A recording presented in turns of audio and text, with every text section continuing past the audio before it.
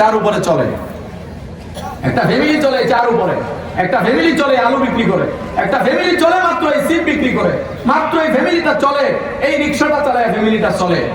আপনি এই রিক্সাওয়ালার টাকাটা মেরে দিলেন, আপনি আলু বিক্রির টাকাটা মেরে দিলেন, আপনি সিম বিক্রির টাকাটা মেরে দিলেন, আপনি সামান্য এই খেটে খাওয়া দিন মজুরের টাকাটা আপনি মেরে দিলেন। আপনি চিন্তা করছেন আপনি বান্দার হক নষ্ট করছেন? অসহায় দুর্বল আজকে দুর্বল, কিন্তু আখিরাতে সে দুর্বল থাকবে না। ভাইয়ের আমার, এই জন্য বলুন, কয় জিনিস থেকে মুক্ত হয়ে মরলে সে জান্নাতে গেল? জোরে বলুন সবাই, আরো জোরে বল না। কষ্ট হইতেছে? হ্যাঁ, ঋণ, ঋণের কথা কইছি তো কষ্ট হইতেছে হুজুর, এই তো ওয়াজ না হুজুর, এই তো হুজুর গাওয়াইতেছে। হ্যাঁ, আমরা মনে করছি যে নামাজ বুঝি সব হইব, এই তিনটার মধ্যে একটাও নামাজ নাই, রোজাও নাই, হজও নাই, জাকাতও নাই, তিনটা কইতেছি। একটা হলো কি, ঋণ মুক্ত থাকবো, ঋণ মুক্ত। কেউ আমার কাছে ঋণ পায় না।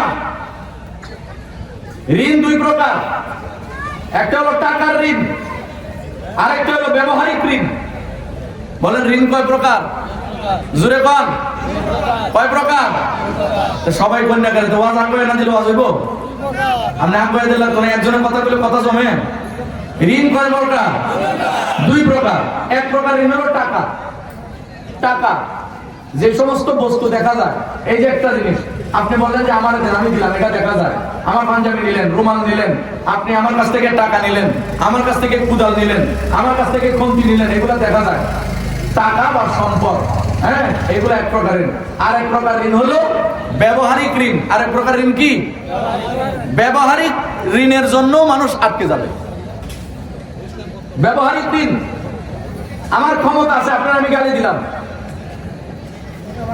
এই যে গালি দিয়ে ঋণ করলেন, আপনি তাকে গালি দিচ্ছেন, আপনি ঋণগ্রস্ত হয়েছেন। আপনি তাকে থাপ্পড় মারছেন, আপনি ঋণগ্রস্ত হয়েছেন। ক্ষমতা এখন আছে, ক্ষমতা থাকবে না আপনার।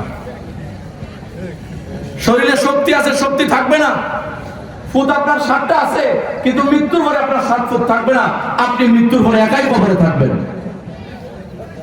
হাসন নাসন আপনার একাই হবে। এখন আপনার গোষ্ঠী বড় আছে, মৃত্যুর পরে গোষ্ঠী বড় থাকবে না। আপনি যেন গালিগালাজ করে ঋণগ্রস্ত না হন, পাওয়ারের উপরে যাতে আপনি পাওয়ার দেখায়, যাতে আপনি ঋণগ্রস্ত না হন। আর্থিকভাবে ঋণগ্রস্ত থাকবো না, ব্যবহারিকভাবে ঋণগ্রস্ত থাকবো না। ঋণ মুক্ত হয়ে যে মরবে, ওই ব্যক্তি জান্নাতে প্রবেশ করবে। যেরকম সুবহানাল্লাহ।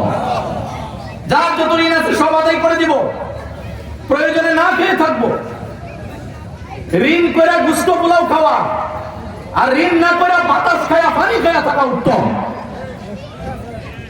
আপনি ঋণ করে বড় বড় মাছ খাবেন, এই দিয়ে দিব না, দেবে না, ফুতে ফুতে এই সামনের মাসে বেতন পাইলে, বেতন কত ভাজা মাছ আমার লোকে 3 লাখ টাকা বেতন পা, খালি একটা কার্ড হারিয়ে গেছে দেখে পাইতেছে না, কার্ডটা বানাই বেতনটা তুলবো, পড়াই দিব বলে দিতেছি, মাছ ছড়াই দিয়ে আমার বাড়ি দাবটের ছুটে বেটা মাছ ছড়াই দিছে।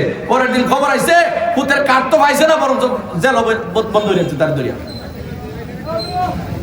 এত দাবট তোমার কই গেল? কই বেতন? এখন বেতনের দাবট দেখায় আপনি ঋণ করে দিলেন, বেতনের দাবট দেখায় বড় মাছটা খাইয়া দিলেন।